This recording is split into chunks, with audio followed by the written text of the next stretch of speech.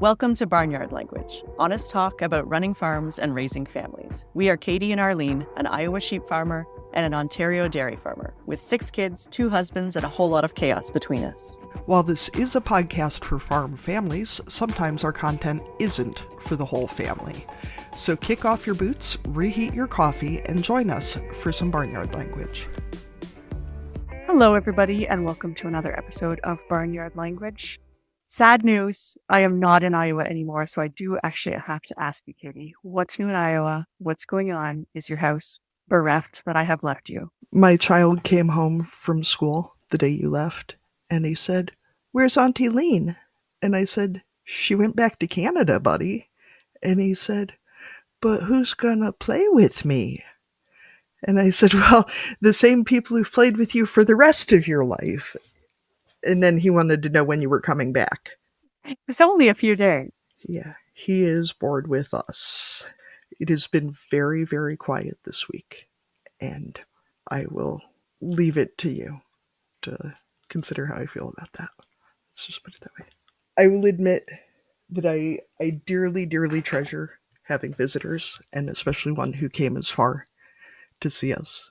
I think Katie likes that. I think she likes having a quiet house again. I was here for 2 months, and then having barn tour and out-of-town guests at the same time. And then hosting a potluck while I was there, so also inviting your friends over. Yes.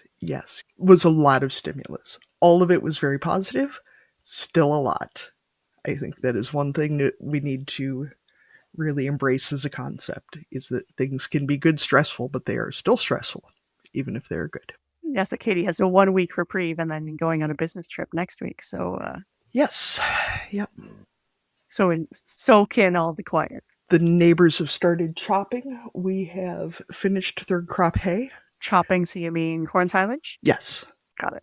I feel like that's what they're doing. Just clarifying. The farmers want to know what you mean. Yeah, sorry. Tom and Jenny are chopping for their cows. So Jim took the boy child down last night to watch for a little while, packed him up a little snack of a bag of Doritos and some cranberry juice, which makes my stomach hurt just thinking about it, but he's 6, so whatever. And they went down and watched him opening the fields. And other than that, it's been pretty quiet. I don't know. How are things at your place, Arlene? Everybody survived you being gone? Yes, everyone survived. Yeah, I got very few reports about what went on while I was away. So I think that means it was boring, which is probably good. The grass got cut, the cows got milk. All the people were happy and healthy when I got back. So that is all good news. We are probably getting pretty close to starting corn silage here. I know our crop advisor has been around to moisture test corn lately, but hasn't started yet. And that is a job that we have contractors do. We don't own silage equipment ourselves, so it's more of a it's ready now call and hope that you're somewhat high on the list to get that done. The soybeans are definitely getting dry looking, so we'll have to moisture test those too, and I would expect that harvest is going to start on them fairly soon. And those beans we have been watching and kind of holding on to. I don't know if that's the right way to put it, but we had a friend who passed away earlier this year, and he is someone who's done some of our planting and has done our combining every year for the last 20 years. So knowing that, sorry, I'm getting emotional, knowing that crop is going to come off soon and that little piece of him isn't going to be here with us anymore, it's hard. So I took a picture of the beans at sunset the other night and sent them to his wife. And so we've just been thinking about him every day because the seeds that he planted are maturing and harvest is coming and he's not going to be here with us. So that's how I'm feeling about that. And yeah. It's so funny as adults, especially as we are lucky enough to live long enough to lose more and more people that we're attached to, how things can sneak up on you at strange moments that remind you of someone. And it's, in a way, it's nice, but it can be pretty sneaky too. Yeah. Anyway, we have another cool guest for you today because season 4. I mean, every season has been amazing, but we are really excited about season 4. We've talked to so many incredible people, and we have another one to share with you today. So enjoy our guest for this week. So today we are excited to be talking to Kelsie Olds, who's joining us from Indiana today. And we always start our interviews with the same question. So Kelsie, this is a little harder for you because you're not a farmer, which we understand, but we're going to start with the same question anyway. So we always ask, what are you growing? So for our farmers, that usually includes crops and livestock, but can also include families and businesses and all kinds of other stuff. So Kelsie, what are you growing? Definitely my children into some semblance of normalcy again. They're becoming slightly more Americanized after having spent 4 years in England. Also, like, I don't know the least weird way to answer this, but like a healed leg, that's probably the least graphic that I can get in terms of like there's some skin cells that are hopefully like coming back eventually and things like that. I've just had surgery on my knee, so right. It's not in tatters there under your table or something. But it was right. No. It's not. I'm not in imminent danger. No, but yeah, that's what most of my energy is going towards, is either my kids or my online or my leg. Yeah. And what age of kids are we talking about? 5 and 6. So yeah, a lot of growing still. Yeah, exactly. Mine are 6 and 7, so I'm right there with you. Okay, yeah. My 6-year-old's about to be 7, which he tells us about 18 times a day. And that's only because he's at school for like 7 hours. So like if he was, on weekends, it's up to like 118. I have to say too, I saw your description of what happened to your knee on your Facebook.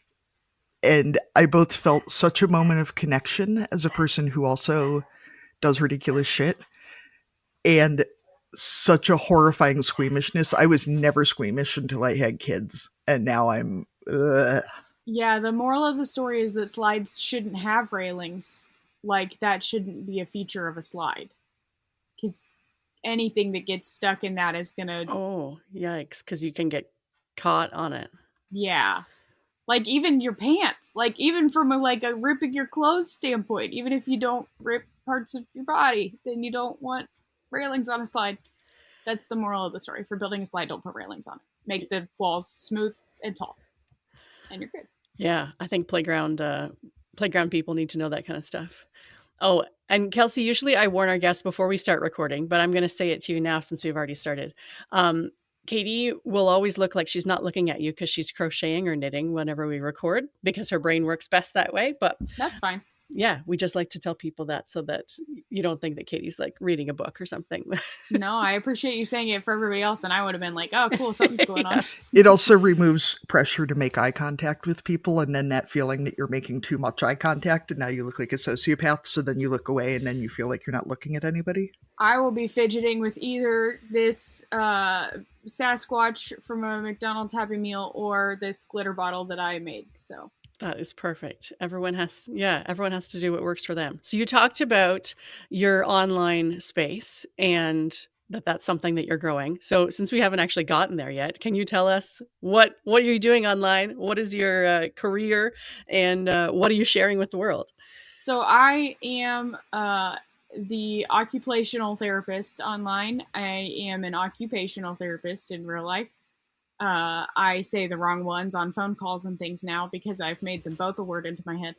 And right now I'm not actually doing a day job since moving back from England, where I was working as an OT, an occupational therapist on a U.S. Air Force base, working in the schools of working with military kids whose parents are service members.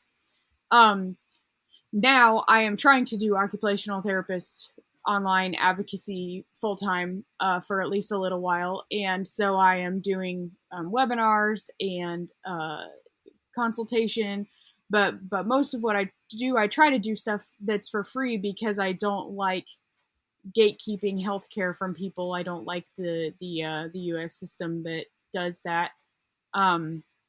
And that's why I started the occupational therapist page a while ago. And then it's shifted over the years to me trying to share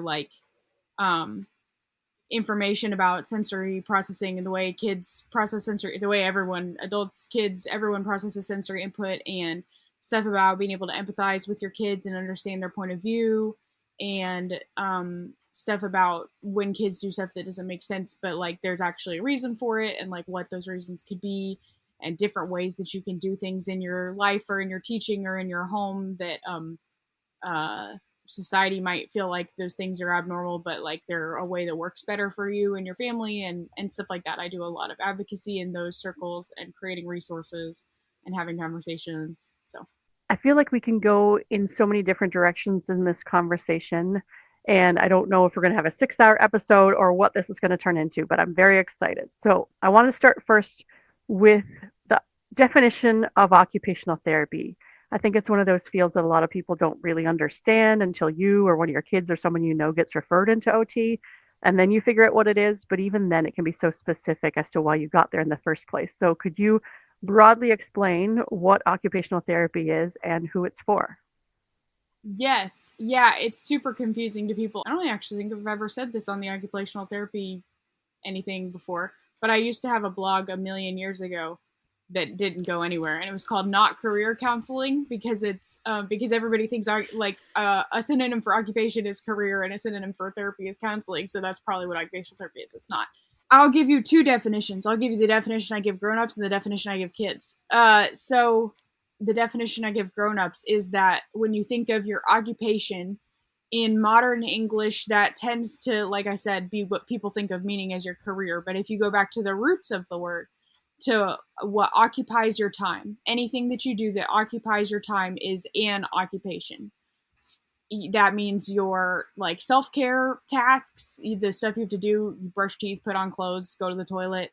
That means your like life management things. So for some people, making food for themselves or for their family might be a part of their day, or feeding a pet might be a part of their day, or knowing how to, pay your bills might be a part of your day. And then, your job, yes, your occupation, or your school, or wherever you go during the day, whatever you spend time doing, your play, your hobbies, the things that you enjoy, the leisure that you want to be a part of, groups and communities that you want to be a part of, your church, your poker night, your whatever it is, all of the things that you do that occupy your time are your occupations. And occupational therapy is focused uniquely on, like, other therapies or other medical interventions are going to be like the same no matter who you are. A surgeon, if you have the same injury, is going to do the same surgery if it looks the same inside of your bones as they are for anybody. But then when you go for rehab after that, then your occupational therapist might be like, oh, okay, well, you need to be able to do your office job and play with your kids and all these things, and this guy needs to be able to be a fisherman and talk to his grandkids, and so you just come from a different angle at it. That gets lost in pediatrics, actually, because pediatrics working with kids has this blurry line between the people who are paying you and the people who are making sure that your client shows up and the people who are actually your client, that doesn't exist in the rest of occupational therapy with adult populations. And so that's been a huge part of my becoming the occupational therapist and my own personal journey into doing therapy that felt meaningful to me. But I was going to say it ends up in, and that's not true because I'm not at the end of my journey. So somewhere in the middle, I've come to the way that I define it to kids. When a kid is like, why am I in your room? Like, what do I do here in OT, in my therapy room at a school? Then I say, well, I have two jobs, really. One of my jobs is that everybody's brain and body have cool ideas, and sometimes people don't know what they are or how to figure them out. So I help them figure them out. And then my other job is that I go to meetings with schools and with parents and with a bunch of grown-ups, and I remind them that there are more than one way to have cool ideas with your brain and body, because a lot of times schools think there's only one right way to do everything. And usually that resonates with kids. I haven't, like, the kids I'm working with are usually like 10 or younger most often. So far that has been a sufficient explanation for why it is that we're in this room doing stuff. So I think that's a really good place to start, because so often we bring kids to an appointment like the eye doctor is easy. They're going to look at your eyeballs. The dentist is easy. They're going to check your teeth. but going to maybe a therapist or occupational therapist or counselor, those types of things, parents sometimes struggle with how to explain to their kids, what are we actually doing here? And it's not always easy for them to explain what that appointment is going to look like. And I was also wondering about, I think that some people aren't even sure necessarily what's going on with their kid or how they can help them, but they might be wondering what type of help is out there, and maybe OT is one of those resources that they could use. So can you talk about what some of those first assessments look like? Because some people are curious about what happens when you get in there, and also how to have those conversations with your child before you go into your first appointment. And I also know there are a lot of reasons that children, especially if we're talking about pediatric OT, end up in occupational therapy. So could you highlight some of the main reasons that you're working with kids and what things they're struggling with? Or maybe they aren't struggling all that much, but the people in their lives might be struggling with. Sometimes it's both, sometimes it's not. But so why are kids there, and what do those first appointments look like? So I can only talk from a United States context, which is going to be a little bit different to, I don't actually know very much about Canadian context. I know a little bit about England from having lived there, but I was not working in English system. And then I know a little bit about Australia. But specifically in the United States, then there's two main realms where a kid might be accessing OT. One would be a kid who's above the age of 3. I guess if a kid is under the age of 3, then they could access early intervention anywhere in the States. Then there are early intervention services, which are a little bit more generalized and a little bit less standardized. So OT and PT and speech therapy might all be part of the team, and also other specialists, and they decide kind of what's best for a young child, because littler kids are kind of like less differentiated into the specialties yet. But then a kid above the age of 3, then one place where they might get OT services would be through school. That would only be if there was what's called educational impact of whatever their needs are. So a kid could have quite a lot of needs, but if those needs are not impacting their ability to get an education, then they are not the target audience for school occupational therapy. Sometimes that has really blurry lines, because it's like, well, their academics are great, but they have no friends and they're miserable and they're scared and they don't want to go, and there's school anxiety and all these things. So there can be a lot of blurry lines in that, and that's where, districts will squabble about what the right thing is. But what it usually means for a kid to be educationally impacted in a way that requires occupational therapy is often either in the fine motor skills, which is like, well, in schools it's handwriting. I broaden the field a little bit more than that, but in schools everybody wants to talk about handwriting and wants to know about handwriting. It could be sensory processing related, which could be like the child is doing something unusual or doing something that seems very sensory seeking that's unusual. They're putting stuff in their mouth, they're bouncing off the walls, they're whatever, and we're trying to meet their sensory needs. Or they're like avoiding something, the noise is bothering them in such a way, they're hiding under the desk all the time, things like that. There's kind of a range of different sensory processing stuff. And then there could be some like life skills, fine motor skills, self-care skills, especially in classrooms for students with more significant disabilities, that might be, their curriculum might involve working on life skills, how to cook something, how to open your containers at lunch, how to do laundry, how to brush teeth, and stuff like that are self-care tasks, sometimes get brought into higher support needs classrooms. And so an OT can be a part of that as well. And I guess if I was answering this from some lenses, I would say kids who have significant behavioral difficulties, which are often sensory or social or language or other thing or fine motor difficulties, but they are expressed in a behavioral way. And so an OT might end up being involved on that. And then outside of the school setting, people can also access OT in like a clinic. Like you go to OT during a non-school time, and that's like recommended by a pediatrician or something like that, because people can't just show up and decide that they want to have OT unless they're paying for it themselves. In the US system, you have to have it like recommended by a pediatrician. That's usually for a shorter duration than the schools ones are, because it'll be like, okay, for 2 months we're going to try to work on this specific thing about your sensory processing or this specific thing about your fine motor skills and try to like solve it or get to a new way to do it or whatever is the right like outcome there. So I know I asked you a big question and then I added another question to it. So I'm going to go back to and then what does kind of an initial assessment look like? I'm sure it depends a lot on the child, but kind of those first stages where you're trying to assess where the struggles are and how to help.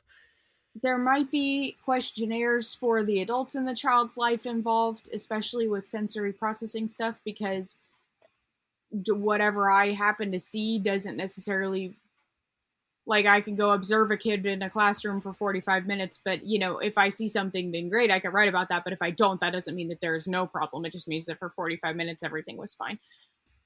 So it might involve questionnaires to the parents, the teachers, other people who know the child well. It might involve like some kinds of standardized fine motor testing for fine motor stuff. So like there's different types of booklets and stuff, but they'll all generally be like, okay, here's some pencil and paper skills. Can you move these pegs from this side of the board to that side of the board? Can you pick up a bunch of pennies, you know, like stuff that you do with your hands that have different types of fine motor skills.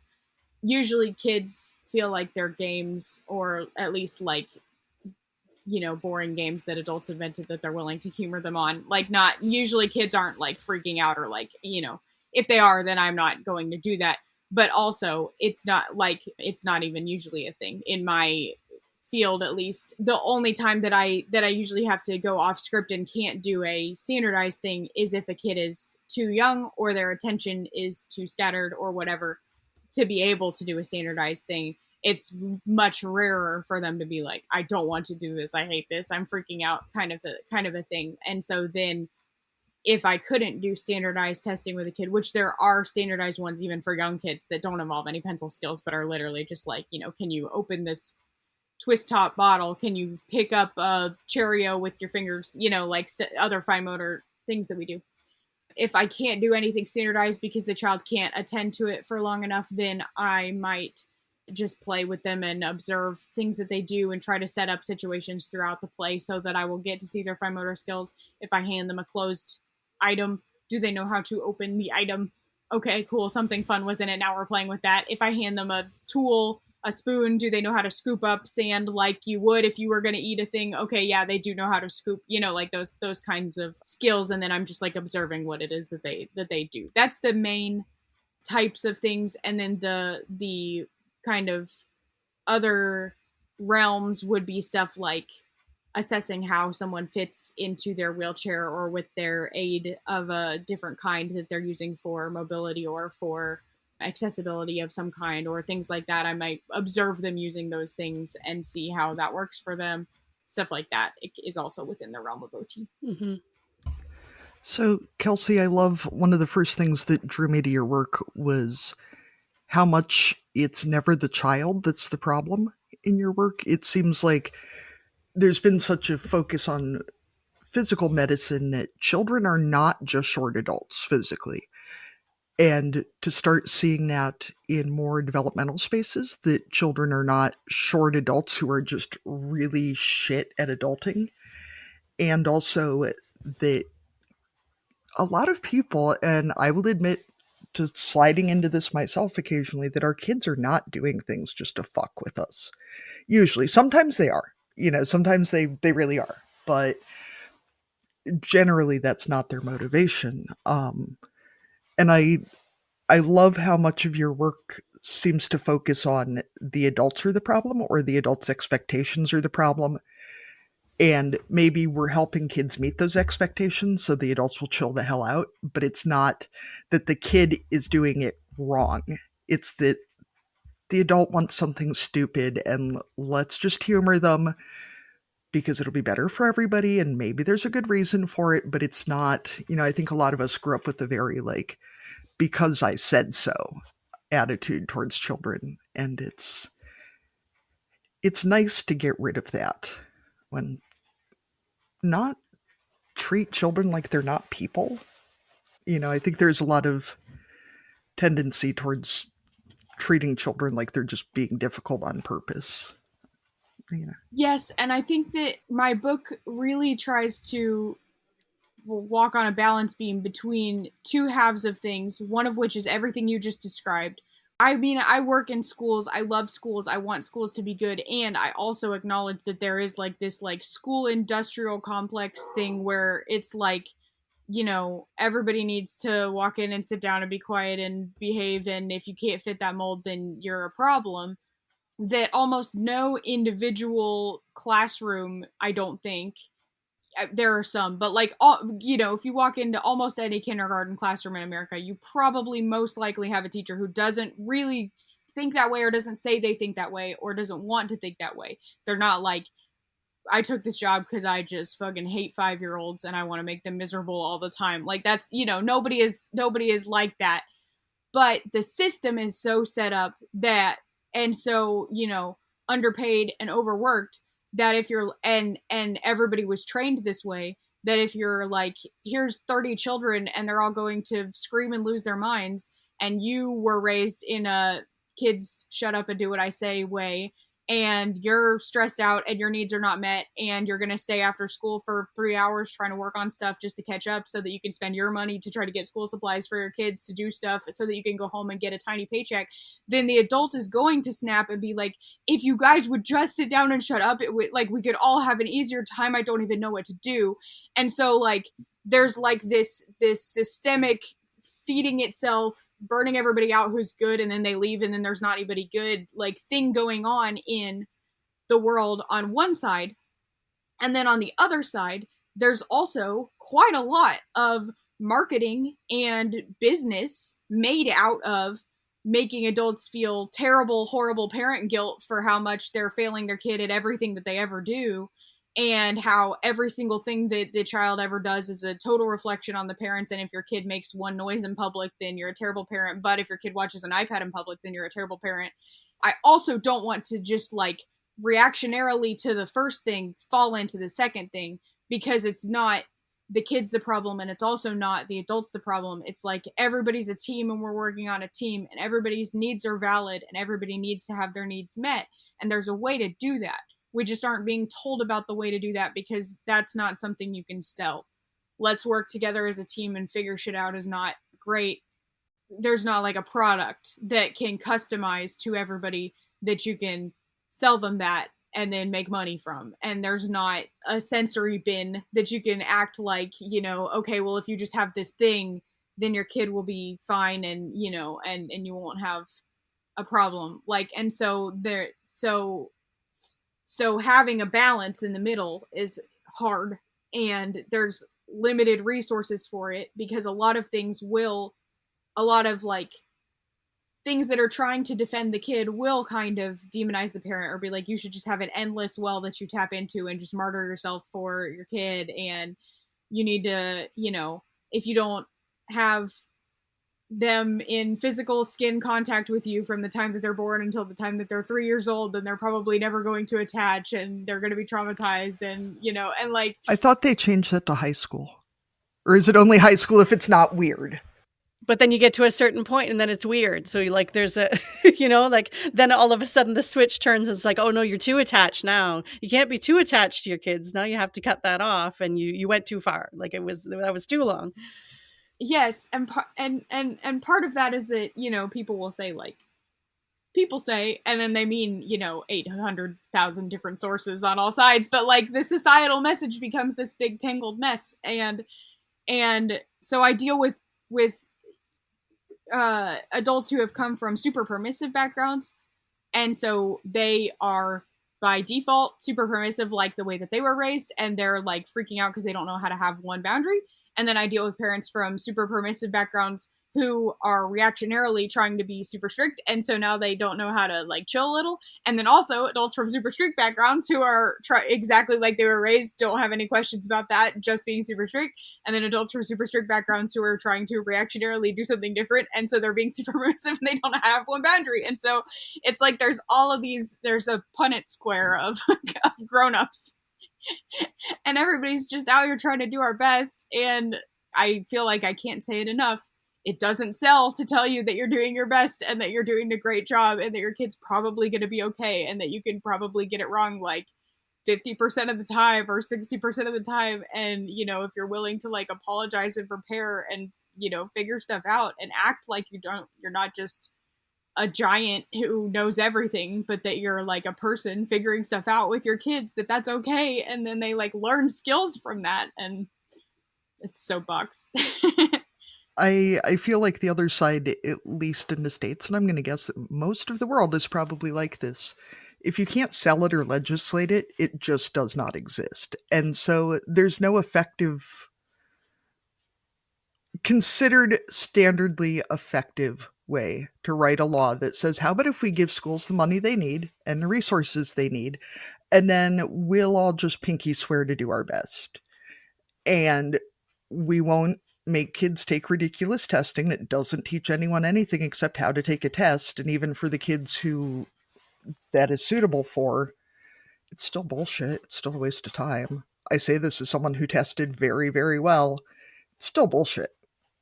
You know, what if we just gave people resources and support and then didn't, you know, we're 2 weeks into school and I'm already getting and sending text messages about how I've failed at my first grader's homework. You know, and the teacher doesn't have the option to not assign homework because the state says they have to have homework. And, you know, I don't want to be embattled against my kid's teacher either, because neither of us is getting paid enough to fight with the other. But what a waste of time. And if we could put our energy towards, I don't know, raising decent humans instead of fighting with a first grade teacher, I think we'd all be a lot better off. So one of the questions I added here is, what is it like to get so internet famous so quickly? Do people stop you for autographs now? Or like... No, I've been recognized twice, I think. And both times were very funny. One time I was just like booking it to KFC to pick up food for my family in England, because we had like 2 restaurants in our very small rural town, and one of them was KFC for who the heck knows what reason. Just what you think of when you think of England. And somebody just stopped me and started enthusing at me, and I really didn't even understand what they were talking about for way too many seconds or minutes of the conversation, because they kind of just like jumped into like, oh, I love you and I love what you do and blah blah blah, and I wasn't, I'm a little bit struggle with recognizing people's faces, so I assumed I already knew them, and I was just like, yeah, cool, thanks. And I assumed I knew them from like my day job, and I don't even remember when in the conversation it was like, oh, my online job. Okay, yeah, no, my bad. And then the other time was when I, on a like a free stuff swap group of Facebook, like in my neighborhood, get free stuff that I don't want, and I'll give away stuff, and then somebody else can use it. And I wanted sand for the sandbox at my work, and my day job. And so I went to pick up the sand, and the lady, and I was like, thank you so much, like the kids I work with are gonna love this. And she was like, I know who you are. And I was like, oh, okay. Again, still thinking about my day job. And she's like, I told my husband, the occupational therapist wants our sand. I was like, oh, okay. And every once in a while when I'm scheduling posts, I'll just think the occupational therapist wants our sand. And so that lady has had a profound impact on my brain forever. I have tried really hard, because so I basically, for like several months, then like 2 people paid any attention to what I was doing, and then I wrote about Bluey, and then all of a sudden 700 people paid attention to what I was doing, and then it never stopped growing.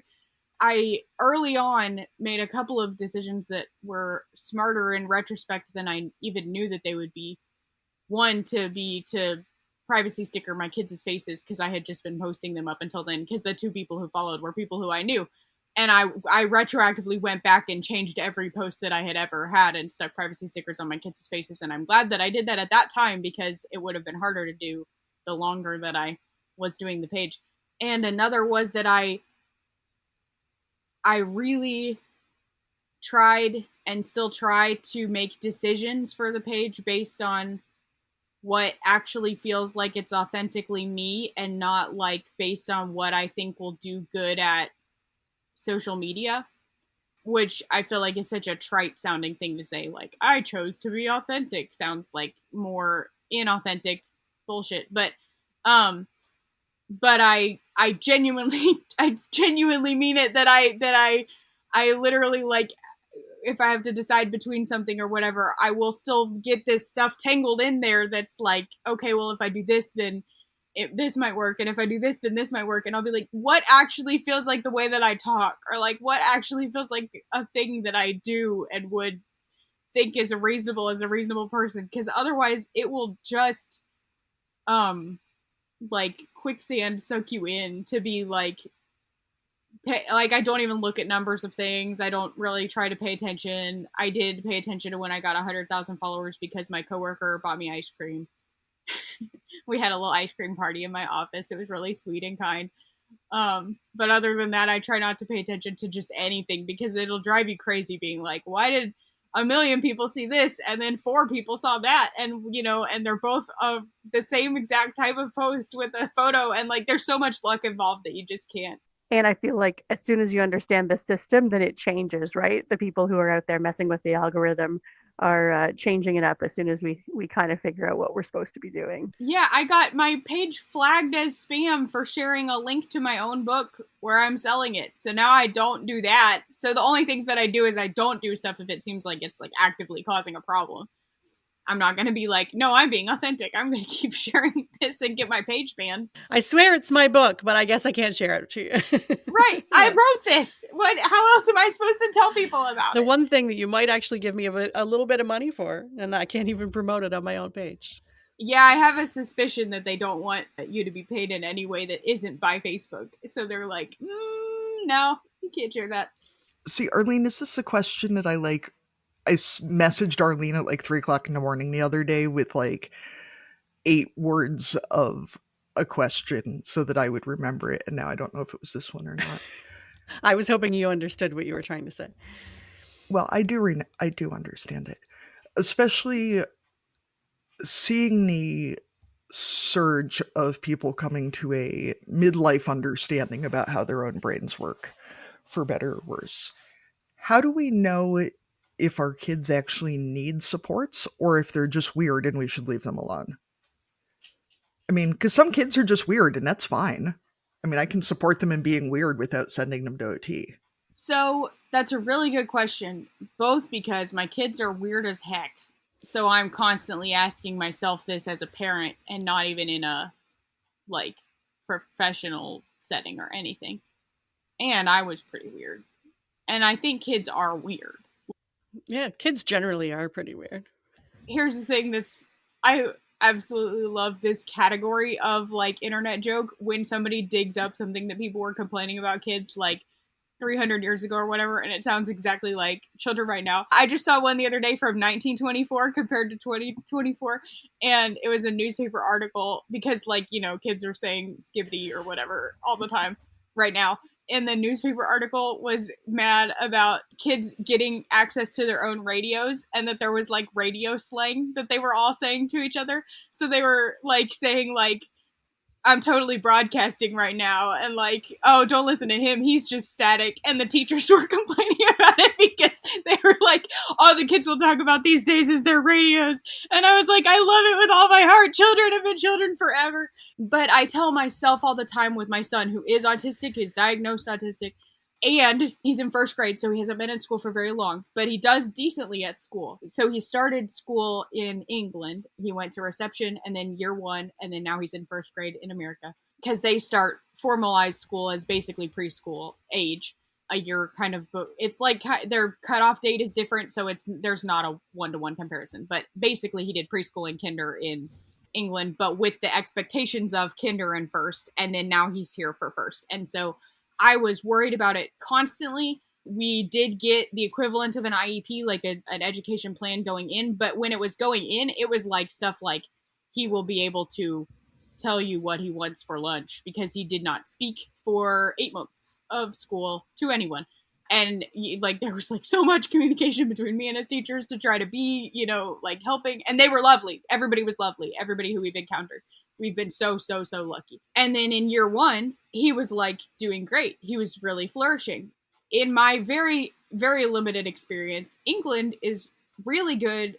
The places we were at were good at rural small schools. We're good at doing accommodative things and bad at putting them on paper. And in my admittedly limited experience, American schools are really great at putting it on paper and bad at actually doing it. And so they would be like, oh yeah, we don't need to update his plan again until next year. And then his teacher would be changing things and doing things that were like legitimately helpful things with him all the time. And so I kept being worried about problems and being ready to fight battles, and they weren't actually problems, and no one was having a problem. His teacher wasn't having a problem. He wasn't having a problem. He wasn't distressed. He wasn't anything.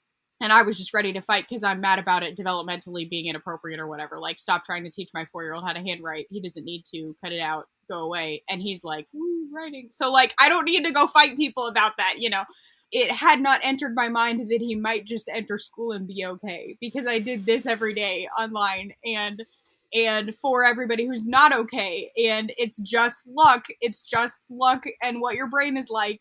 So I've been telling myself this thing where I'm like, I don't need to fight a battle that doesn't exist yet. I don't need to make something into a problem that's not currently a problem. So there's a bunch of stuff right now in school that he's not getting because he's transitioning from an English system to an American system. And some stuff is confusing, and some ways that they do different thoughts is confusing, but his teacher is lovely and his teacher loves him. And I think it's beyond nonsensical and absurd to the highest degree that they're doing numerical and letter grading of his papers. So he's got like a 52 and a 60 and things on things, and he doesn't seem bothered or know what it means. And I am not bothered, or I do know what it means. I'm not bothered. I don't care at all. And his teacher doesn't seem bothered that he doesn't get it yet. And they're just working on it. And so I'm trying to be like, I don't need to go jump down anybody's throat and be like, why are you writing a 52 on my kid's paper? He doesn't even know what you want from him. This is dumb. I'm trying to change my language. This is developmentally informed, and nobody in first grade needs to know how to correct grammatical sentences. But I don't need to fight a battle that doesn't exist yet, and nobody's bothered and nobody's distressed. And so to take it from my own very meandering life opinions back to the question that you actually asked, I think especially as you get into older kids, there is a little bit of subtlety and nuance that you got to be careful with, because I was a pretty weird kid, and I was super weird by the time I was like 10 to 12, but I also knew how to hide it completely by then. And so like, if your kid is like suddenly internalizing a bunch of stuff and you like are suspecting that there's a problem, then there could be something going on for them that they haven't talked to somebody about. But on the flip side, I think if you're cultivating from birth the fact that you can come to your parents with stuff and that you're accepted as you are, and that you aren't going to be pulled off for being weird, and nobody's going to like, my daughter is just the weirdest person you've ever met in your life. And great deal of the time, I want to instinctively tell her, like, can you stop making that noise? It is very annoying, and I am right next to you. Or like, can you just not do that? Or just, and I'm very careful with my language, and I also don't do that. Like 98% of the times that I want to do that, I pull out earplugs from my pocket and put them in my ears instead of tell her to stop making the noise, or I move further away from her, or I whatever. And so I think that if you're having a family culture like that, then you'll notice if there's something that suddenly starts going on for your kid where they might be like internalizing some distress from school or whatever. And then otherwise, if you don't have a problem, you don't have to make it into a problem that doesn't exist. I tell myself that anyway. I think one thing that's helped with my kids, because mine are 6 and 7, so they're the same age as yours, is that, with both Meet the Teachers this year, I said, if my kid needs something, tell me. If you don't tell me that my kid needs something, I'm just going to trust that you know what you're doing and that my kid is fine. Because I will admit that I pushed really hard for speech therapy for our daughter. I'm very glad I did. It got early intervention services. it got her to the point that now when I mentioned to her new teacher that she had been in speech therapy because she wasn't speaking by the time she was 3, they kind of stared at me and then acted like perhaps I had some other daughter that was not this daughter who now talks in her sleep, and so just kind of saying, if there are services or anything that will help my kids, tell me about it. My family is very lucky. We have the resources, we have good insurance. I will never be offended if you say, hey, your kid could use help on X, Y, and Z. But if you don't come to me and say, hey, your kid could use help, or if I ask and you're like, no, they're fine, I'm just going to let them crack on being weird. I mean, they're weird. That's them being weird is not a problem. How everyone reacts to how weird they are might be an issue, Right. My kid had one of those things where it's like, these are some things that you should know about me. And these are, like that you give the teacher before the year starts. And I made a draft of the way that I would fill it out. I did not actually end up filling it out about my daughter. And I was like, I am really good at pretending to be a cat. My favorite thing to do is pretend to be a cat. My favorite part of school is pretending to be a cat at recess. Something you should know about me is I like cats. I love to learn about cats. Sometimes I need a little help with being a person. That seems valid to me. I don't know. I mean, yep, that was, and I did not actually turn that one in. I gave them a more helpful iteration of that, but that would be the definition, the difference between the definition of my kid's just being weird and look, my kid's gonna come to school with socks on her hands and feet and be crawling on all fours and be meowing at you. Yeah, that's right. And if you open her lunchbox, there might be some little bowls in there that she's going to laugh at. Oh, we haven't gotten there yet. Thank goodness. Oh my gosh. It's probably coming for us. Yeah. We've been doing this for 3 years. So Arlene, I don't know if I mentioned that my daughter packed her own lunch for the first time the other day, packed it in cereal bowls in her lunchbox. And then innovative. Thankfully, Daddy saw that she was trying to take a frozen margarita pack as her ice pack. Even more innovative. That might get sent back home. Teachers will be like, I'm confiscating this. This is for me. I think we also need to remember, though, on that same topic, though, if there are things that aren't an issue at school but are impacting your family life, it's also okay to advocate for yourself in those spaces, right? Because some of our kids can really hold it together pretty well for the school day. But if home life is hell, then you have to be able to advocate, and whether that's with the school or with your family doctor, or to have some documentation and some backup to be able to say, yeah, they're doing it fine educationally, but we can't continue to function like this. So yeah, there needs to be supports in other places. Any kind of distress or dysfunction is a a valid sphere to be looking at and asking, like, is there a different way that we could be doing this? It's not just in one area. Podcasts are free to listen to, but they aren't free to create. Katie and I would appreciate your support as we work to build the Barnyard language community. Patreon is an easy way for you to make a contribution that goes directly to making the show. As a member of our Patreon community, you get to watch the video version of our weekly updates, complete with questionable hairstyles and clutter. With 3 levels of support, you can choose a tier that works for you. Keep the podcast going by becoming a patron today at patreon.com/barnyardlanguage.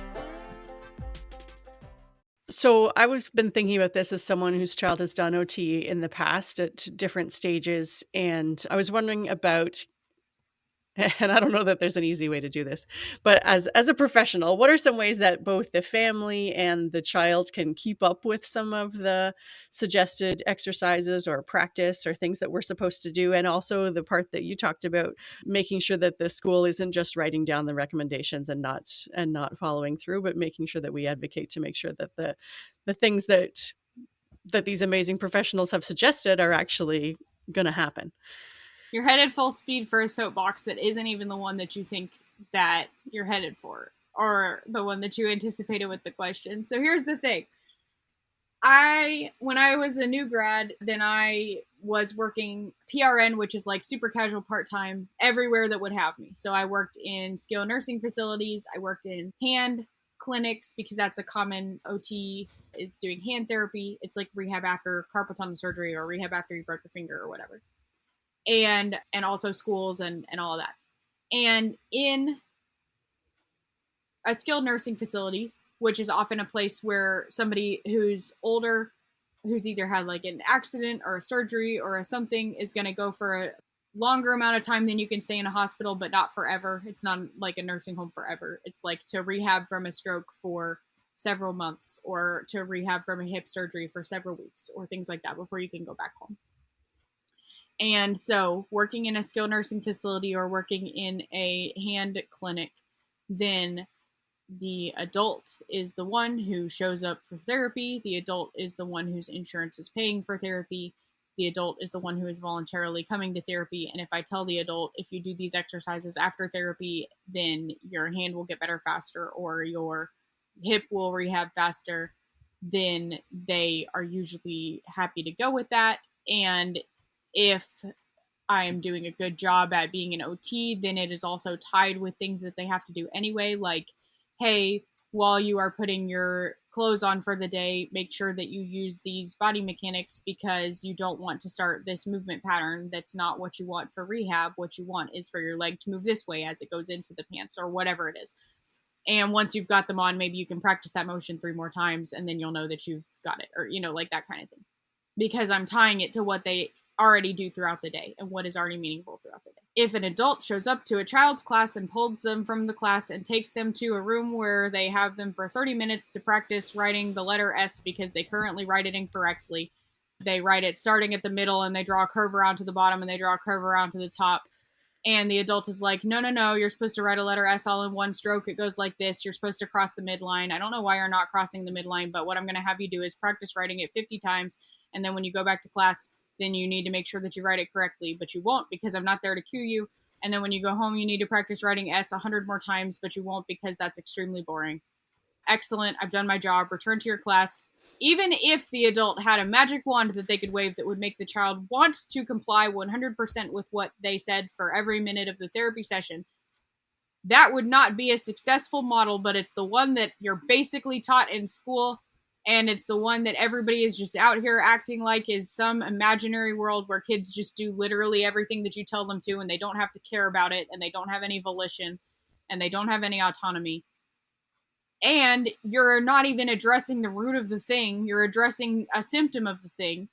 You're acting like the letter S is something that you come out the womb knowing how to do, and that if you're not doing it right, then it's probably your choice for not remembering that I cued you to do it right the last 50 times we did it. When in actuality, that is a symptom of the fact that if you cannot cross midline when you're drawing a letter, then there's some core strength, like muscles in your core that are probably weakened. There's movement, because humans develop from the inside out. Core first, then shoulders, then elbows, then wrists, then hands, then fingers, and same with the lower leg. Core first, then hips, then knees, then ankles, then feet and toes.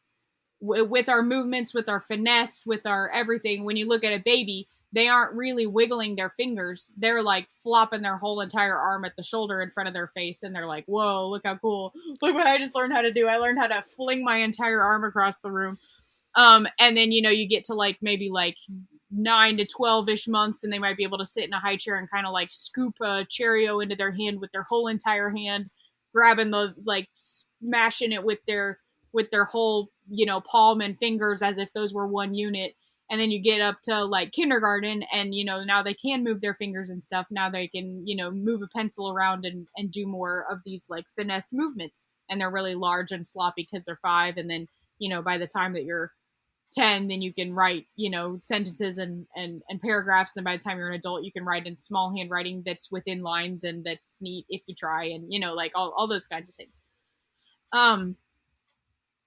But if you're missing pieces of the foundation that are lower down than the level that you're at, then you can't just keep harping on at the level that you're at. You can put more and more and more shingles on the roof, but if it doesn't have any walls or a basement or a foundation, then you've got a really great roof that's going to fall over. And that's not a house you can live in. And so, like, if I notice that a kid is missing stuff in their core, stuff at their shoulders, stuff at their elbows, stuff at their wrists, then it doesn't matter how much I keep trying to drill them on their fingers. They're not going to pick up on what I'm saying. They're not going to pick it up in an efficient way. And if I go back to the roots and do the foundation from the ground up, then I don't ever have to tell them, do this with your fingers. Because if I'm already trying to teach them a most efficient thing, then all I really have to do is be like, look, you can do it like this. And then if it's more efficient, they'll be like, oh, thank God, I can do it like that. I don't have to keep doing it the way that I've been doing it. I guess if I wanted to, if I knew all of this and I wanted to be like, great, let's strengthen your core by having you do sit-ups and then go home and do some planks. And then, like, I mean, I could do that. I'd probably be a physical therapist if I did that.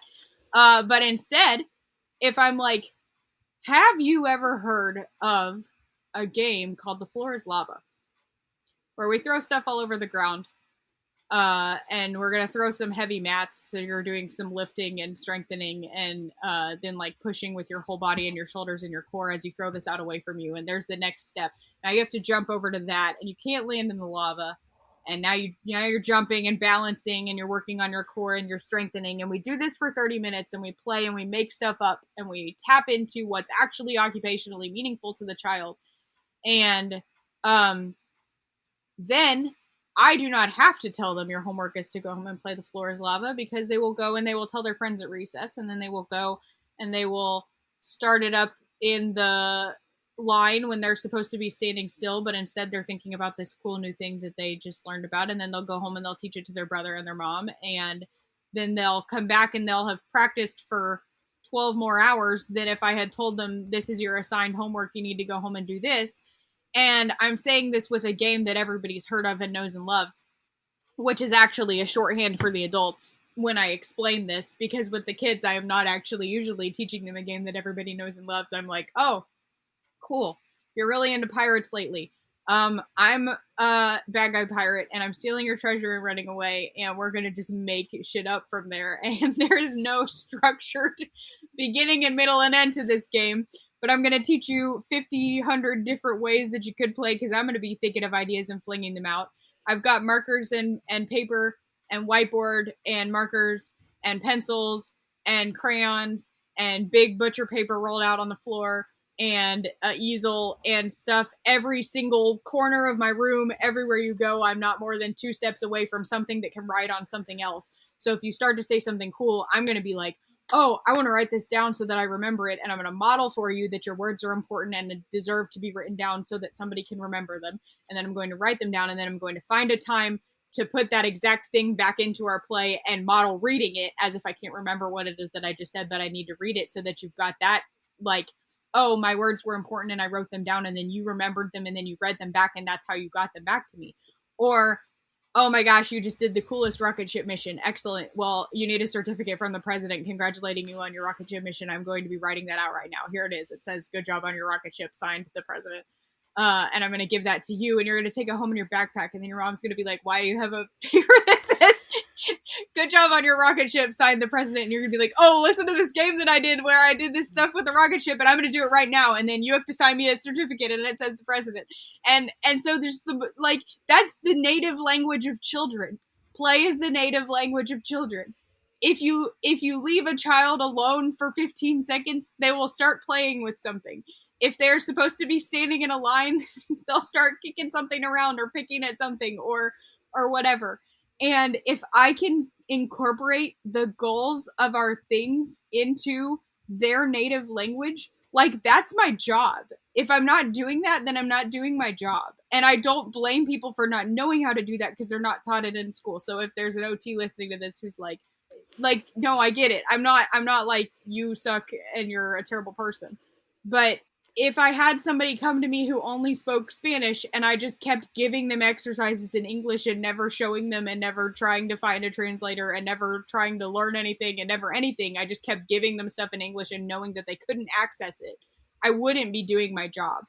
And if I am working with a kid and I just keep handing them adult-oriented exercises that I expect them to do as if they're an adult who drove themselves to therapy, who decided to be here, whose goals are their own, which is not true, because 7 adults sat in a room and said, this kid is bad at X, Y, and Z, so let's make goals about it.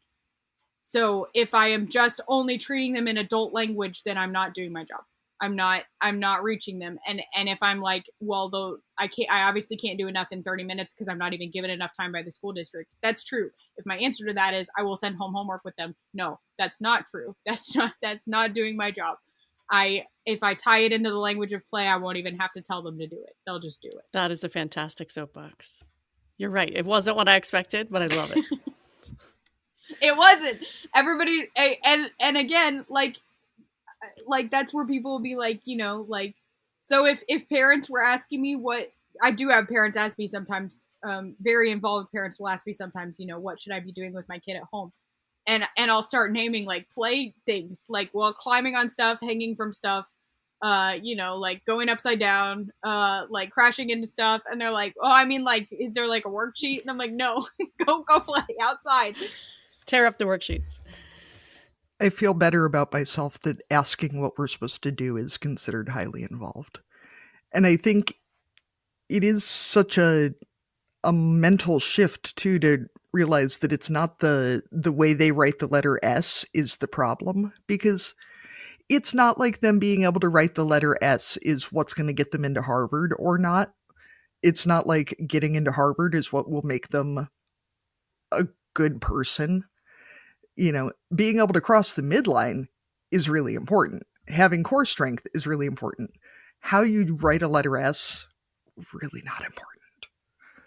Yes, and that's the other thing too, is that it almost gets turned into as if it's like a moral issue or whatever, or a behavioral issue.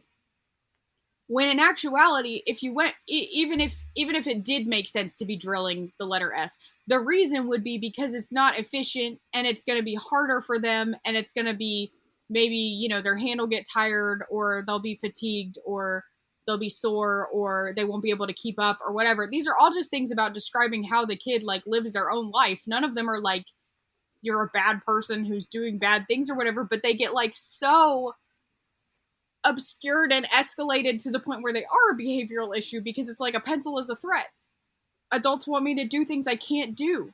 Some kids with some types of brains will internalize all of that and just like be exhausted and miserable and sad and anxious and feel like a horrible person, but they'll keep trying as hard as they possibly can, and, you know, still have sloppy handwriting, and then still get acted like it's a moral issue and that they just don't care enough, and blah, blah, blah.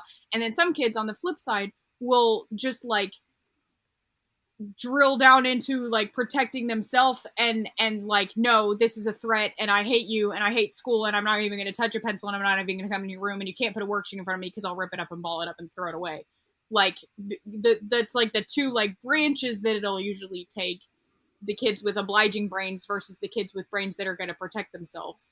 And it's not like I'm not using those as code for like one is like autistic and one is ADHD, or like kids of all neurotypes will, for whatever reason, be into one of those, you know, types of categories, whether they internalize stuff or whether they externalize it, really. But then it's like, even if this was the right thing to do, even if drilling the letter S was the right thing to do, even if all of this, it would still be whack to be doing it from the perspective of like, or you're a bad person and your behavior is bad, because all of it was always only ever supposed to be like, I promise you will actually need to write words in your life. I want to make your life easier. But it's like we lose sight of that in the weeds of like, why won't you just do what I say? Blah, blah, blah, blah. So what would you say to parents if your job didn't depend on them? Like, if you could just have like what's that movie, The Purge, where they start killing everybody and nobody gets in trouble? But like emotionally, like if you could just really say your piece to someone. I was trying to come up with I got nothing. I really have a lot of empathy for parents. I mean, there are some kinds of ones where I'm really frustrated, but if I could say anything to anybody, it would probably be like whoever's in charge of like school administration or like something like that. But I mean, I guess I would probably say like, just, it's like, you can chill like slightly, like you like filling your kids' time with structured things doesn't make them mentally healthier. Actually, please give them time, like, to like breathe and play and be kid stupid, and, you know, like say stuff, say silly words with their friends, and do things that don't make any sense, and like that there's like so much learning and exploration and growing that's happening from downtime and playtime and And also, I mean, if I could just beam something into everybody's head, I would want them to like have knowledge of their own bodies and how their own bodies and brains work, because I feel like you can't start changing the way that you talk to your kids or the expectations that you have from your kids if those things are already buried so deep in your own psyche about your own self that you feel like they're just how humans are supposed to be, and you don't even know that, like, you know, you have a sensory processing style, or like you you know, do things that like that interacting with the world in a way to make yourself more comfortable is normal and human. And then kids just do it in inconvenient ways because they don't know ways to do it that are considerate of everybody else yet, because they just don't know. Like, that's a knowledge thing. You can just show them other ones. You don't have to like be mad at them or feel like they're doing something unreasonable. So my kids do a lot of screaming things at me that you don't want an adult to scream at you. Like, I hate you, you're fired, you're stinky, I don't even want you in my family, when they're like dysregulated and frustrated about things. And if I'm dysregulated and frustrated about things, I can walk out of the room and go into a different room and not talk to anybody anymore, because I don't want to hear the kinds of things that would come out of my mouth if I were pressed to continue conversing when I'm feeling that kind of a way. And I don't need to take my kids' power grabbing little goofy sentences that they know how to say because they're 6 as if they are something that they'll say when they're 35, and worry about them abusing their future partner or whatever, because if I don't like snap back at them and be like, stop it, you can't talk to me that way, blah blah blah. What they need is the skill to know you can walk out of a room. You don't have to actually respond to somebody when they say something to you that bothers you. This is the difference between my children, who are polar opposites in every conceivable possible way. My son came up crying to me. This all happened within like the last like month. My son came up crying to me and was like, my sister said I'm a stink bug and I don't like it, blah, blah, blah. And I was like, are you a stink bug? And he was like, that's what she said. And I was like, okay, but in real life, for real life, are you a stink bug? And he was like, no. And I was like, well, then she's wrong. And he's like, yeah, she's wrong. And I was like, yeah, people are sometimes wrong. And he's like, oh. Yeah, she's wrong. And I'm like, yeah, she is wrong. People are just sometimes wrong. And then like literally like the next day, my daughter was nowhere nearby for this conversation, by the way. Like literally the next day, then my daughter comes running up to me and is like, my brother said I'm a nasty girl. And I was like, oh, are you a nasty girl for real in real life? And she was like, no. And I was like, oh, okay. And she's like, wait, yes. And I was like, what? And she was like, yeah, I am a nasty girl, and went running back off to her brother. I'm like, well, okay, that was not how I thought that conversation was going to go, but okay, I guess sometimes people can be right. But like, I do so much coaching of my kids of being like, if you don't like the sound someone is making, you can leave the room. If you don't like the sound someone is making, you can put on headphones. If you don't like the sound someone is making, you can ask them nicely to stop. You don't have to just run over and like beat them into the ground. Like there are lots of options that aren't nuclear. And you know, that times a million, like times for everything. If you don't like the way someone is playing with you, you can stop playing with them. If you don't like the way someone's playing with you, you can ask them to play a different way. If you don't like the way someone is playing with you, you can go play with a different person. If you don't like the way someone is playing with you, you can go inside. Like there's a million of these, and I just like say the same script over and over with plugged in whatever it is, and it's like, as long as I can, and I'm not saying that I never get frustrated. I get frustrated all the time. My patience is way thinner than anybody thinks it is from the internet, because I'm a good writer. And if I just wrote constantly, by the way, I had a terrible time today, then people would be like, oh my gosh, this page is sad and boring, we don't want to read it anymore.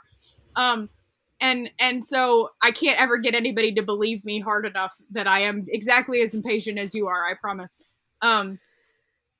But like, if I can keep sometimes in my mind, or if the logical voice in my mind next to the impatient and frustrated voice in my mind can remind me that my kids are learning to self-advocate, and I don't help them learn to self-advocate by first squashing all their attempts at self-advocacy, but rather by channeling it into the one that would be like societally okay or whatever. Like, they're going to be okay. The kids are going to be okay. It's okay if they act like they're 5 when they're 5. I probably shouldn't act like I'm 5 when I'm not, but it's okay. Like their actions are not the reflection of me as the parent. My actions are the reflection of me as the parent. Their actions are they're learning how to be a human being. Yeah. So we've talked a lot about the fact that you're very child focused, and we've talked about your book, but we haven't actually even said the title of it. So I feel like we should at least get that in here. Oh, this is a video. It's called Your Child's Point of View. I'll just do this anyway. That's right. Hold her up. Yeah. Okay. Katie's got hers there too. So your child's point of views, understanding the reasons kids do unreasonable things. I love the title because, I mean, like you said, sometimes what they're doing feels unreasonable to us, but isn't actually unreasonable. So can you describe how your book is set up and who it's for and how it can be helpful? Yeah, so the first line of the book is, this is a book for everyone. So that's the answer to who it's for.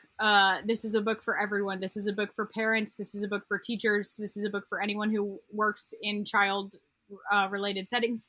This is also, I feel like, and I have feedback from people agreeing with me, a book for people who don't have a kid or work with a kid, but just want to like learn more about their own self, their own inner child. That's not its primary focus. So I would understand if somebody was like, this isn't right for me, but I have a really lovely little group of writing friends, none of whom have children, all of whom bought the book, and all of whom who have been like, oh, this is actually, I'm learning stuff about, which has been so, so sweet. It is divided into sections. It is divided into, the first section is called Babies and Toddlers. Then the next section is called Littles and Middles. Then the next one is Tweens and Teens. Then At School, which covers all ages. And then Inner Child, which covers yourself. And on each of the sections, then there are like 10 to 15 scenarios, and each scenario covers a 2-page spread because it's a big book and it's made to be able to like lay out and you'd be able to see both of the side pages at the same time. And on the left side page, then there are word bubbles, and the word bubble at the top says the adult's point of view, and the adult is saying whatever words are related to like whatever issue it is that they're having. Like, my child, I'll just do it to do it. The example of what I was just saying. My child keeps making an annoying noise, all the time. That's not an actual page of the book, but that would be like what I was just saying about my daughter. And then underneath that is a word bubble reframing whatever it is from the kid's point of view. And they're in child language. So it might be, if my daughter was saying something, she might just be like, "Ooh, I like the way that this song sounds that I'm making up," or, like something like that. She's literally not even thinking about me at all whatsoever. I'm the only one thinking about me, and she's thinking about, what she's doing. Then on the right side facing page, whatever the issue is that was discussed in the adult bubble and the child bubble on the left, then on the right facing page, then there's things to know, which gives developmental information that you might or might not know about that developmental age, because people don't necessarily know what age to expect children to develop different skills.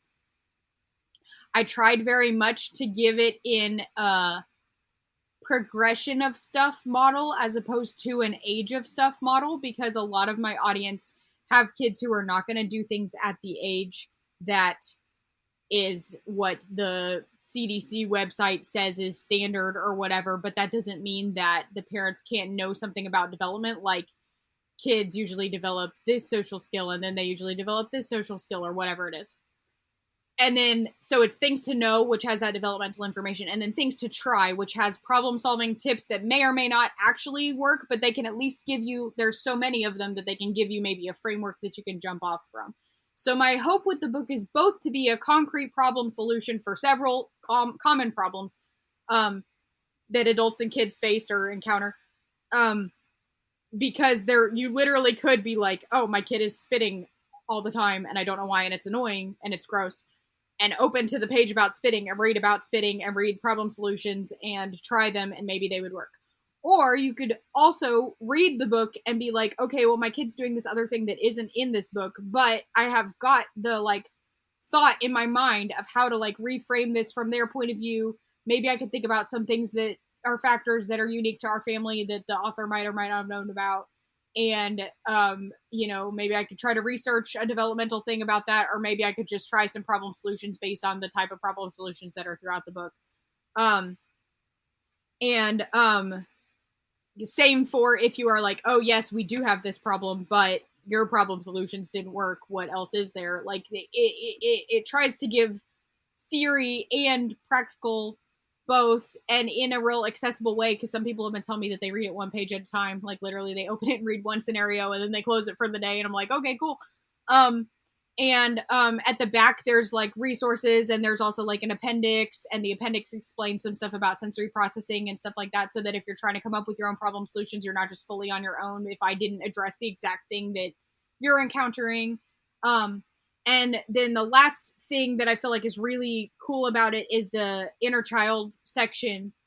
I feel like really pulls it all together, because like I was saying about this kind of like battle between, kids need to just suck it up and stop it, while adults need to just suck it up and martyr themselves and give everything to their kids. Kids are the problem, adults are the problem, this whole kind of societal thing that goes back and forth. I feel like it would be hard for me to write a book saying, no, there really is a middle ground, and really, everybody needs to be able to get their needs met, without addressing the fact that there are these things in adults' life and heart and inner self that never got seen before. And some of them are ones that are like literally true of me. I'm just like writing my heart on the page. And then some of them are ones that I don't necessarily experience that exact feeling, but like I know, people who do, and I can understand it. I can relate to it. I know like one of them is like the inner child basically saying, like the adult being like, can you just stop? Like, if you just knock it off, everything will be easier for everyone if you just like stop being the problem. And the inner child being like, I spent my whole childhood waiting for like relief from the situation that I was in, and now I'm an adult and I realize I'm supposed to do everything differently, and I feel robbed of the relief that I felt like I was supposed to get. And I feel like that, like, I tried to be that level of like viscerally honest with each of them, with like really why this is so hard for me when I'm so dysregulated or so stressed out, like what really my inner self could be saying about this, and not just in like some kind of like, it's almost like a trope to be like, oh, everything's about your own childhood, or whatever type of thing, but really like, how is the child who I was affecting my relationship with the kids who I am parenting or working with, or therapizing, or whatever it is. And so I feel like that really ties it all together into being like, this is a book for everybody. This is a book for everybody. I feel like I see so much stuff in the parenting space about, well, we were spanked and we turned out fine, or, our parents never apologized to us and we're fine. I'm like, are you actually fine? No, because that was 30 years ago and you're still talking about it. Kind of seems like if you were fine, you wouldn't still be like laser focused on this thing. One of the things, and it cracked me up that you said something about people just reading your book one page at a time, because my question literally says, I love how simply your book is laid out, because I do just flip it open and look at it. And even if it's not a problem that we're currently dealing with, either there's something there that I can use, or there's just the reminder that kids are fucking weird, and adults are fucking weird, and humans are fucking weird. And all we can do is what we can do to try to be as good as is reasonable at this time in this moment with these kids and with who we are. And some days it's not enough, but tough noogies. I mean, ultimately our kids are doing pretty damn well and we're doing pretty damn well. But just the reminder that they're not doing this at us. And the fact, God love them, these parenting books. I have so many books that may all hold the key to like everything I ever needed to know about parenting. And I love to read. I am an avid reader. But if that book is 400 pages long and there is one sentence in there that is going to be the key to everything I ever needed to know, tough titties, never going to find it, because I have like, there's no way. I'm all about the audiobooks, but it's still, if there's something you need me to know, it needs to be in a bright color or in a speech bubble or in a bright color in a speech bubble. Oh, and it's got bolding throughout for the things that if your eyes are just gonna jump on something in the page, then it's got sentences or pieces of sentences in bold. I don't know if I'd even gotten to the pages opposite of the speech bubbles yet, but yes, thank you. I bought a lot of copies. I might just buy a whole case and just give them to everybody. It'll be weird, but that's okay. So I'm gonna pivot this hard because I've got my overalls with the capybara fairies on them today. See, are they Lucy and Yak? Run and fly. But I've been looking at Lucy and Yak too because yeah. So for anyone who doesn't know what you look like, I personally, one of my favorite things about your Facebook page is the alt text on your images, because you can tell so much about how people feel about themselves from your alt text. For folks who don't know, it's when you add text so that a screen reader can describe a picture, for folks with vision impairments. But Kelsie, let's just say that your personal style is pretty colorful and fun. Do you deal with any imposter syndrome about not being taken seriously, or how do we embrace how weird we are? I think that's a really good question because it's recent. It's more recent than people think it is. Did you used to wear sweater sets and substitute teacher clothing with the glasses with the chain on them? No, but I used to try to perform femininity, and I went to a private school growing up, so I had a uniform my whole life, and then I went to a private college, also religious, and so jeans was the most relaxed I could go. So jeans and t-shirts, and then I went to grad school, and they had this rule about having to wear stuff you could do a presentation in, like if you were doing a lecture at the whatever OT seminar of the country, what would you wear? And I wasn't good at performing femininity, and I went to JC Penney's or something and brought my phone and took pictures of myself in a bunch of businessy-ish shirts and pants, and then I just wore black pants with dark colored tops of various types, and then I actually got called for a conference with a person who teaches at the school, who I will be vague about because they're still there, who was first of all, I'm really concerned about the way that you always sit unprofessionally, i.e. crisscross applesauce in a chair. And second of all, I'm concerned about the fact that you don't dress professionally enough, i.e. one of the tops that I wore was a tank top-ish, businessy, not like a casual tank top, like a business tank top, but I guess you could see my shoulders, and that's bad. And also, I wasn't really friends with anybody in the class, and she was concerned that I didn't seem to have anyone who I was friends with because I wasn't. Anyway, I wasn't doing a good job at doing the OT image, and I as much as I would like to say, and I was so confident that I was whatever, and I walked out of her office, I was really, really rattled by it. And then I had an OT, so you do fieldwork rotations, and I had a rotation in a hospital, and I did pretty badly at it, and I just really had very different thoughts about what OT was and should be than the person who was my supervisor, who I occasionally have daydreams about. What if they found my page and saw how I'm doing? Because they were literally I don't think you should graduate. I don't think you should be an OT. And then I was even more rattled, after that. And I, lifelong body stuff, a lot of wear stuff that doesn't have a shape, and a hoodie, and and it's all black and whatever.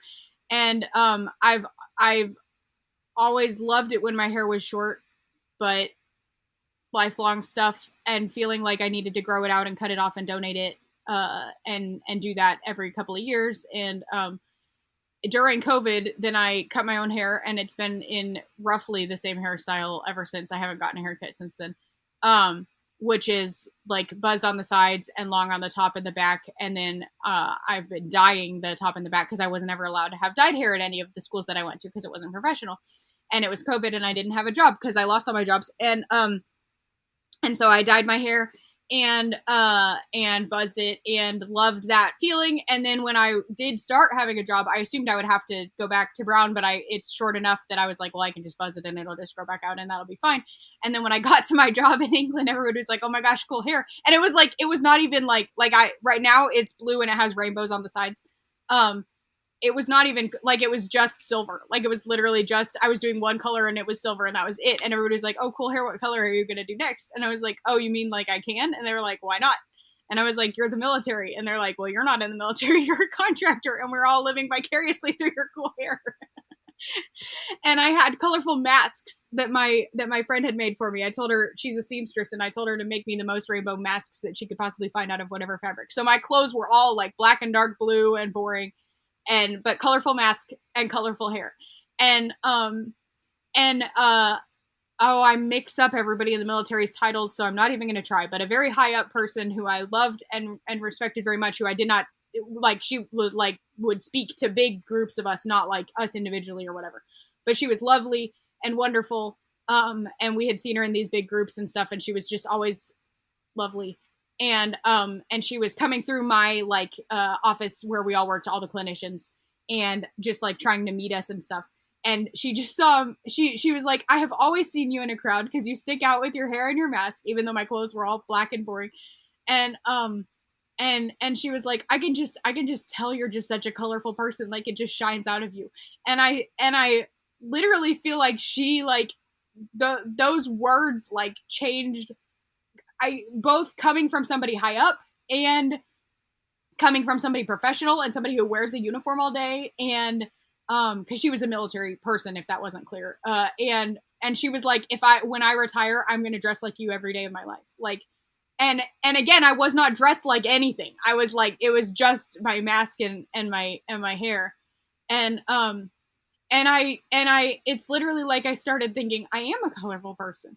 I'm going to get emotional talking about this, and it's such a whack thing to get emotional about, but there's just body stuff going my whole entire life that I could do a whole podcast about. I was like, I am a colorful person. I am like a bright, I love this about myself. And I went from like, I hate clothes shopping. Clothes shopping is something that I do because I have to wear clothes on my body. So whatever. And I started going to thrift stores and stuff and finding one thing that was colorful, and then the 12 things that was colorful, and then everything that was colorful. And now I look like a rainbow threw up a person at all times. And I mean, so it's been 3 years, maybe something like that. So it's probably at least partially a phase, or things will go in and out of a phase. Overalls are a 1 year long phase so far. Although I haven't been able to wear them because I hurt my knee and I have to be able to access my dang knee. And taking all your clothes off in the middle of everything, it's not a good way to do that. So I've been able to, it's not, I haven't been able to wear overalls in ages, but, I think so I don't have, imposter syndrome. It's I grew out of, I'm abbreviating because of time in this podcast and stuff. I would tell people about all of this stuff about myself and my feelings and all of this stuff, with no hesitation. But I do understand that I am perceived that way. When I walk into a room, people are like, who are they? What is that? What is happening? And very occasionally people will leave comments on my stuff that's negative. Somebody was like, the post was about my letter writing program that I did with kids, where I wrote 84 kids letters throughout the school year, and they had mailboxes because I was trying to be writing is meaningful. Writing has a meaning outside of just being required for school, and they could write me back if they wanted, but they didn't have to. They would get letters from me anyway, and I hand wrote them. I did not type them because I wanted to show off writing. And so the picture was of me in a rainbow shirt with my rainbow hair, holding up rainbow envelopes, and in my office, which is decorated. And somebody commented on it and was like, "Be careful, we can all see what your agenda is," or something like that. And I was like, "My agenda about writing letters to kids? Because that's what the post is about." Like, yeah, man, you read the post. Good job. But I am aware that I am perceived as like this kind of whack entity cryptid. The kids love my hair and love my style and love to ask questions about it and are super curious about it, and I love to talk to them about it. And at this point, if anyone had tried to put me back in a box sooner, I don't know if I would have been like, okay, well, maybe that was all a thing and now I'm back in a box. But now and they're still going back. I'm just like, yeah, whatever. You can have me or not. I will not go to a job where they are like, you can't have colorful hair or you can't wear colorful things, because I don't know why I would want to work there, and they probably don't want me. So there is something beautiful about, I'm just picturing, like the little kid who's wearing the princess dress in the mud, or the, like has the sparkly rubber boots and is going to wear them every day because they're their favorite. Like I had my third child, he wore a top hat for months. Like he wore that, wore a top hat, like in the barn at, like when we were in town, like he would take it off when he went to sleep so he didn't crush it and then put that thing back on. Like I think it was supposed to be for a snowman costume or something, but he just like loved that top hat. There's something. And like the other time that you got choked up in this interview was when you were talking about your inner child. And I love the fact that you're connected to what you actually want to wear, because as we grow up, we start to adapt in so many ways to be what we think people want, what we're trying to fit in, what people tell us they want, like the explicit stuff that we're told and the stuff that we're not told, but we think people want us to do. But, there is something powerful about going back to, what it is that I actually love. What do I want to wear? What do I want to express with my body and with my clothes and with the person that I am? So I think that's amazing, and you should wear whatever you want. Well, and I mean, be able to access your hurt need too. I do feel like it can bring so much clarity to things you didn't realize you were carrying around. Like, this is about as long as my hair ever gets, because same, I cannot deal with it touching me. But that like ingrained, women have long hair sort of thing, or like, I have a quote unquote real job that is professional. I work for a big company. I wear my capybara overalls to meetings, and people, ask me to stand up so they can see them better. Like, but then I go to pick up my kid at daycare and I'm like, oh my God, what if the other parents see my weird overalls? And I'm like, what? A, who gives a shit? And B, like, they're not writing my paycheck. They have no impact on my life. So why do I give a shit about what random strangers at school pickup think about my overalls? And why do I think they think about my overalls at all? Other than to ask where you got them.